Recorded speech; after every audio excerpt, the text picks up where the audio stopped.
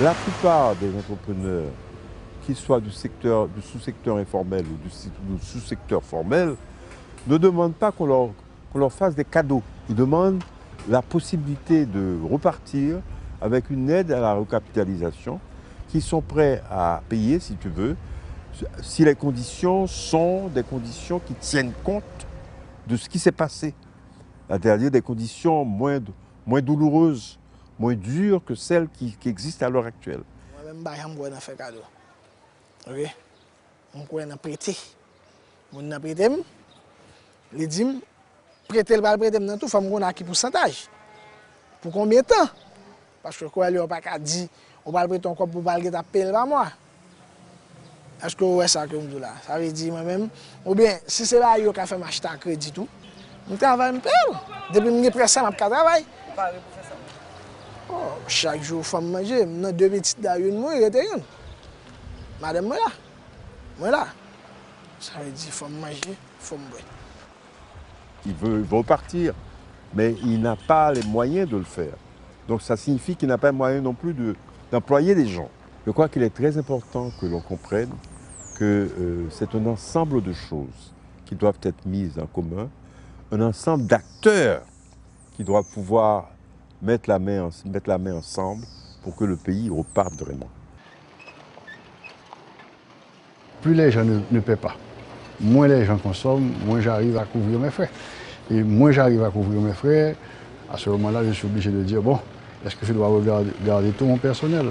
Si je ne peux pas garder tout mon personnel, maintenant, je vais devoir me séparer de quelques employés. Et si chacun fait la même chose, dans 3 mois, dans 4 mois, dans 5 mois, on se retrouve avec un taux de chômage extrêmement important. Il y a beaucoup de petits commerçants qui ont été endommagés. Il va falloir quand même les aider à remonter la pente. Donc, s'il n'y a pas un fonds de garantie, s'il n'y a pas une aide internationale ou gouvernementale orientée vers ces gens-là, ça va être excessivement difficile. Oui, ça va se faire, à mon avis. Ça a la plus grande chance de se faire.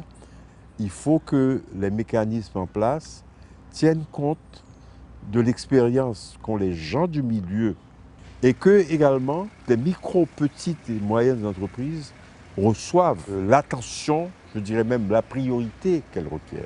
Il faut que nous avons commencé à liquider un peu d'engagement. Après 3 ou 4 mois, nous sommes capables de recommencer avec nouveaux bailleurs de fonds, ça qui aide nous. Nous sommes capables de nous 3 mois de sursis. Ça va bien? Oui.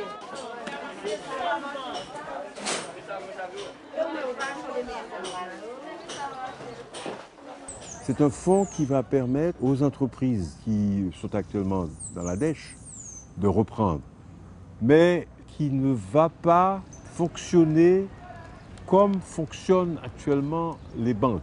On sait que les taux d'intérêt seront moindres, bien sûr, que ce que les banques offrent à l'heure actuelle. Parce que s'il faut donner la même chose que les banques, ce n'est pas la peine. Les banques, à l'heure actuelle, prêtent à des taux exorbitants, 30%, etc. Et elles prêtent en exigeant, bien entendu, des collatéraux, c'est-à-dire des propriétés, des titres de propriété, etc., que les jeunes entrepreneurs n'ont pas généralement. Donc, il est très important que nous leur fournissions du capital risque, précisément, c'est-à-dire à partir de dossiers bien faits, et voir s'il y a moyen de les mettre en œuvre. Il y a une grande opportunité qui va s'ouvrir pour nous, à court terme, dans le domaine de la construction.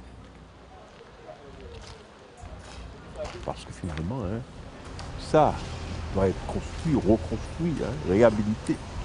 Nous allons pouvoir utiliser le séisme extraordinaire que nous avons eu comme une opportunité pour avancer, pas seulement pour pleurer nos morts, nos blessés, mais aussi pour avancer, pour progresser.